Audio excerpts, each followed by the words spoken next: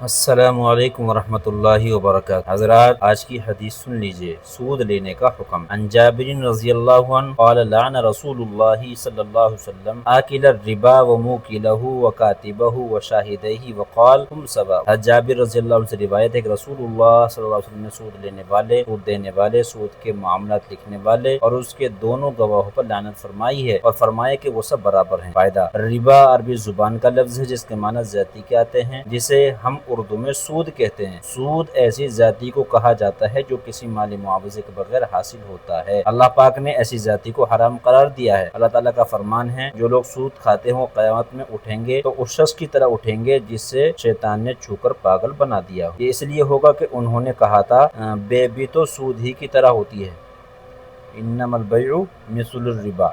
حالانکہ اللہ نے بے کو حلال کیا ہے اور سود کو حرام قرار دیا ہے، لہذا جس شخص کے پاس اس کے پروردگار کی طرف سے نصیحت آ گئی اور وہ سودی معاملات سے باز آ گیا تو ماضی میں جو کچھ ہوا وہ اسی کا ہے اور اس کی باطنی کیفیت کا معاملہ اللہ کے حوالے ہے، اور جس شخص نے لوٹ کر پھر وہی کام کیا تو ایسے لوگ دوزخی ہیں، وہ ہمیشہ اسی میں رہیں گے۔ امام نووی رحمۃ اللہ فرماتے کہ حدیث سودی لین دین کرانے والے کا معاملہ لکھنے اور اس پر گواہ بننے کی حرمت پر صریح ہے اور باطل کی مدد کی حرمت کی دلیل ہے۔